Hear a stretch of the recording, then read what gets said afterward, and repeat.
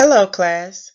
My name is Asia Patrick, and today I will be teaching you about the stages of moral development from the theorist Lawrence Kohlberg. Who is Lawrence Kohlberg? Lawrence Kohlberg was an American psychologist best known for his theory of stages of moral development. He served as a professor in the psychology department at the University of Chicago and at the Graduate School of Education at Harvard University.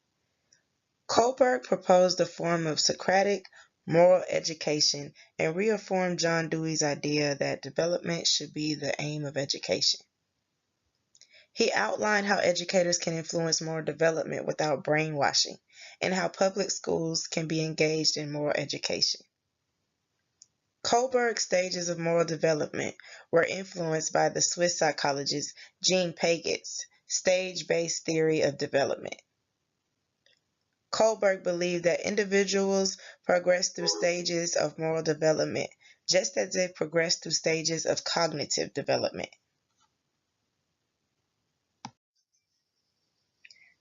In Kohlberg's chart below, it shows you the level in the stage, the age range, and the description for what stage of the development that you are in. As you can see, it's color-coded. Kohlberg decided to break down the stages into 3 levels. Where you see the purple column, that level would be the pre-conventional morality. The blue column is the conventional morality. At the bottom in the green column, that will be the post-conventional morality.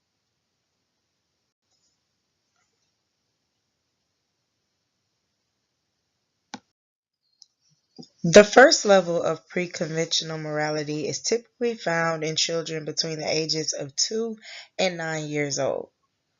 This level consists of stage 1 and stage 2.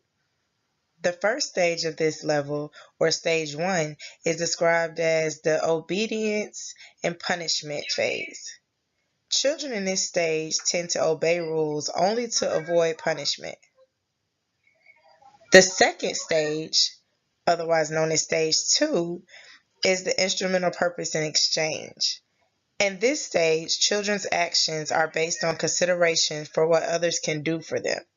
Otherwise, they'll behave as long as you give them a reward because they know they'll get something back for their good behavior. The second level in Kohlberg's model, conventional morality, is generally reached between ages 7 and 14, though some individuals never move beyond this level. This level includes stages 3 and 4. In stage 3, it is concerned with maintaining mutual relations, the approval of others, and the golden rule. In this stage, children evaluate acts according to the motives behind them and can take circumstances into account. Children in this stage want to help others, can judge the intentions of others, and can develop their own ideas regarding morality. In stage 4, which refers to the social concern, at this stage, individuals are concerned with respecting authority, maintaining social order, and doing their duty with society. In this stage, an act is considered wrong if it harms others or violates a rule or a law. The final level, post-conventional morality, is reached in early adolescence or young adulthood. Though some individuals never reach this level is comprised of stage 5 and stage 6. Stage 5 is the stage concerned with morality of contract, of individual rights, and of democratically accepted law. In this stage, individuals value the will of majority and the well-being of society. Though individuals at this stage can recognize that there are times when human need and the law are conflicted, they believe that it is better if people simply follow the law. In stage 6, individuals are more concerned with the morality of universal ethical principles. In this stage, individuals do what they think is right, even if it is in conflict with the law. At this stage, people act according to their internalized standards of morality. I want to show you a short video on a teacher that has effective ways of teaching or incorporating the 6 stages of Kohlberg. I teach my class the 6 levels of moral development as developed by Lawrence Kohlberg.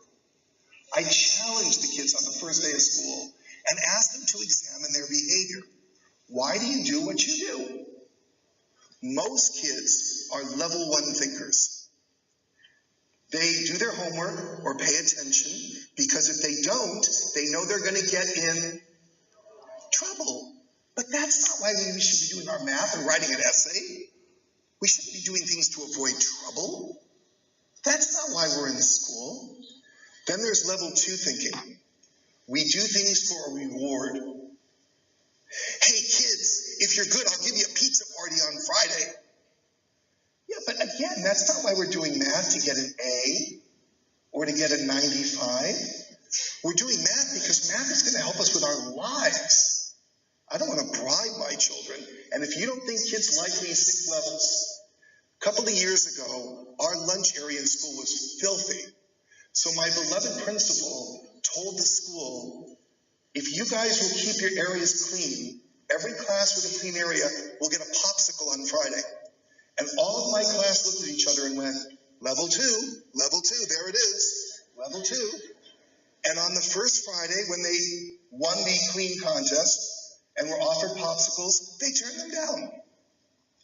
Now, there's nothing wrong with having a popsicle with your class, but not for keeping your area clean. We keep our area clean because it's hygienic, because it's the right thing to do. We shouldn't have to bribe our students. Then there's level 3 thinking. We do things to please people. Look, Ray, look at my project. Is it good? What do you think?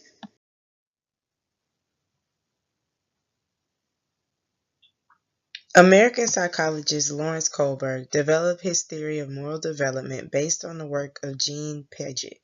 Consider the following moral dilemma to discover your stage. What is your stage of moral development?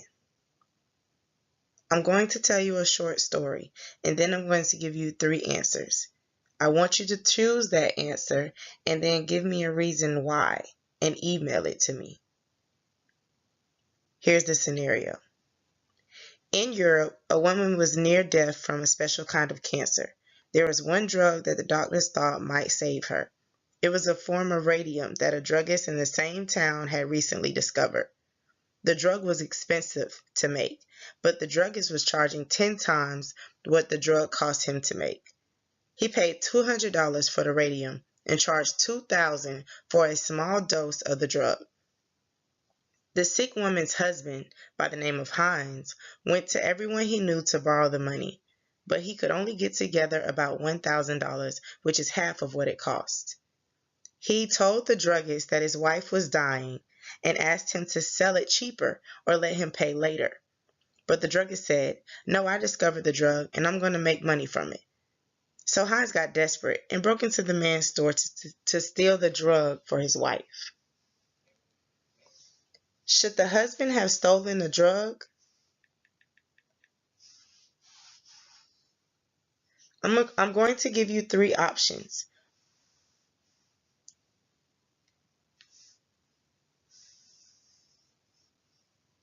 Heinz should steal the drug and not go to prison, as this is unfair. That's option 1. Option 2, Heinz should not steal the drug, since he would be breaking the law. Option 3, Heinz should steal the drug and accept any prison sentence that he may receive. You have those 3 options. What I want you to do is pick option 1, 2, or 3. Explain why you picked that option. When you explain why you picked that option, try to figure out what stage you will be a part of as far as the 6 stages of Kohlberg's development. Please email me your answers. Critiques of Kohlberg's theory. Kohlberg has been criticized for his assertion that women seem to be deficient in the moral reasoning abilities when compared to men. She argued that women are not deficient in their moral reasoning and instead proposed that males and females reason differently. Girls and women focus more on staying connected and maintaining interpersonal relationships.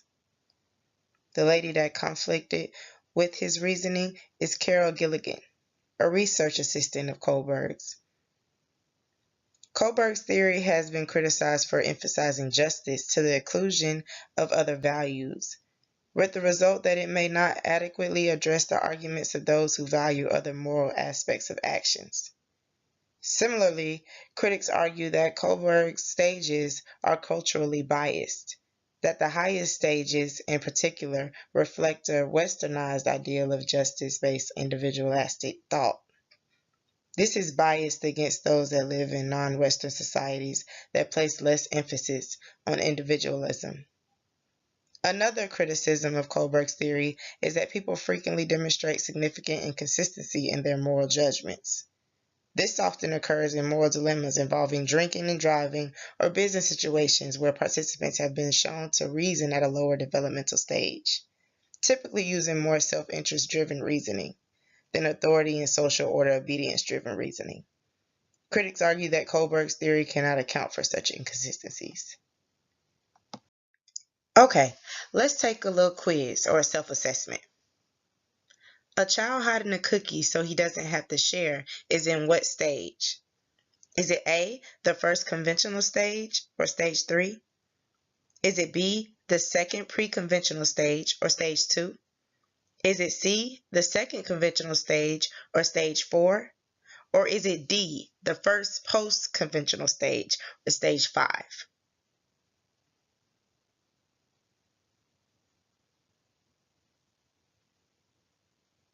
The correct answer to that would be stage 2.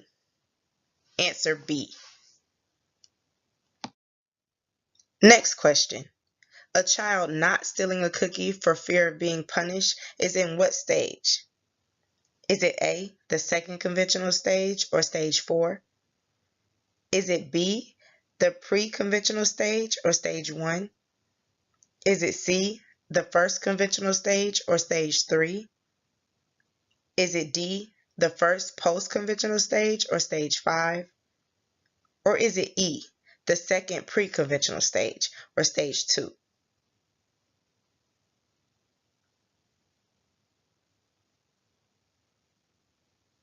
The correct answer for that is B, the first pre-conventional stage, stage 1, the obedience to punishment stage. Last question. A person who breaks a law she perceives as unjust, such as civil rights advocates did in 1960s, is in what stage? Is it A, the first conventional stage, stage 3? Is it B, the second conventional stage, stage 4? Is it C, the first post-conventional stage, or stage 5? Is it D, the second pre-conventional stage, stage 2? Or is it E, the first pre-conventional stage, stage 1?